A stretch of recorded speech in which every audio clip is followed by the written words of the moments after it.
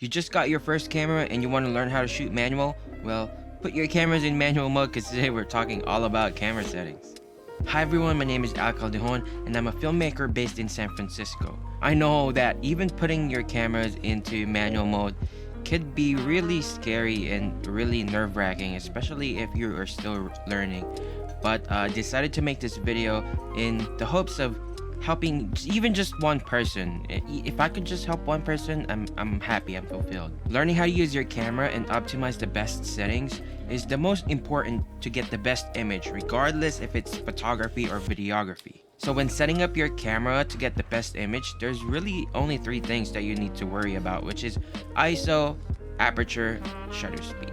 First, ISO. ISO stands for... I'm just kidding, I'm not gonna talk about that. I'm not gonna bore you with that. I don't even know what that means, but essentially, it's the sensitivity of your camera or your sensor to light. So the higher the ISO, the more your sensor picks up light, the brighter the image. However, it doesn't mean you should just crank your ISO all the way up when it's dark, because you're gonna introduce noise, artifacts, and make your image softer and just nasty. You don't want to do that. So ISO just makes your image brighter or darker. That's all it does. Because there's limitations to every camera, knowing your camera's limitation is important. You see the trend here? Learning your camera. But generally speaking, the lower you can get your ISO while maintaining the right exposure, the better. Well, what do I hear you asking? Well, Al, what if you shoot a lot in the dark and you don't quite know how to light properly yet? Well, that's where aperture comes in. Aperture basically is how wide you want your lens to open or how close you want it to be. The lower the aperture number, which is indicated by the f-stop, the wider it opens. I'm not talking about focal length, okay? Basically like a window. The more you open up a window, the more sunlight comes in, right? The more you close it, the less light it comes in. That's how it affects your image. But unlike ISO, aperture doesn't only affect exposure, it affects the look of your image. You've probably seen those photos and videos with like really beautiful blurry backgrounds, right? And most likely you want to recreate that because I like them too. Like this, look at this.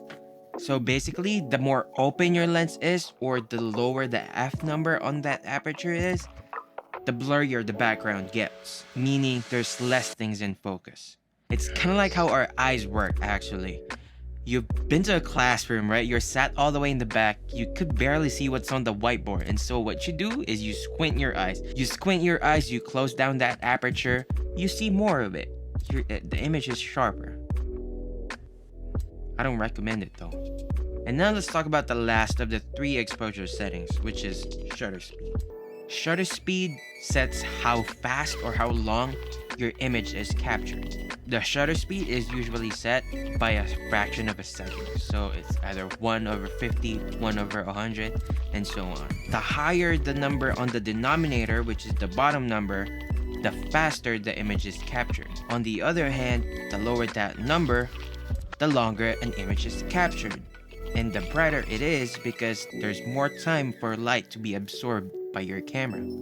But just like the aperture, the shutter speed also affects the look of your image, especially when there's movements. So when the shutter is slower, the longer it takes for that sensor to register that image, resulting in more motion blur.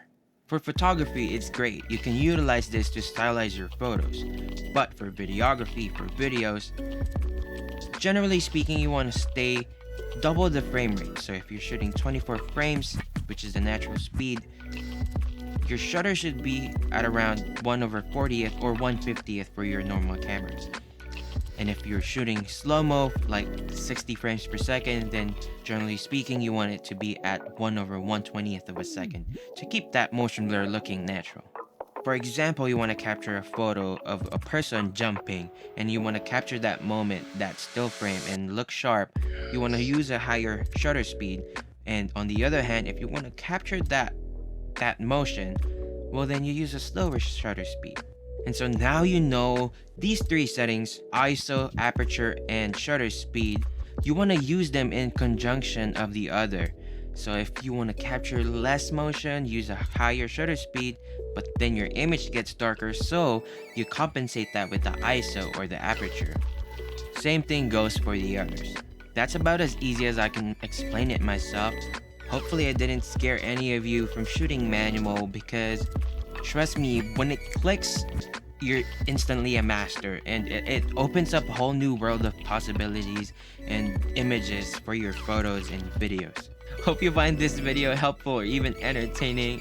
Hit that like button, consider subscribing to my channel because I have more coming soon. So now that you've learned these three things, ISO, shutter speed, and aperture, now is the time to actually be out there and create something, because that's the best way to learn, to be honest.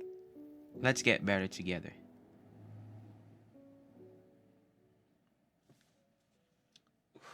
Oh my gosh, I'm so awkward in front of this camera, bro.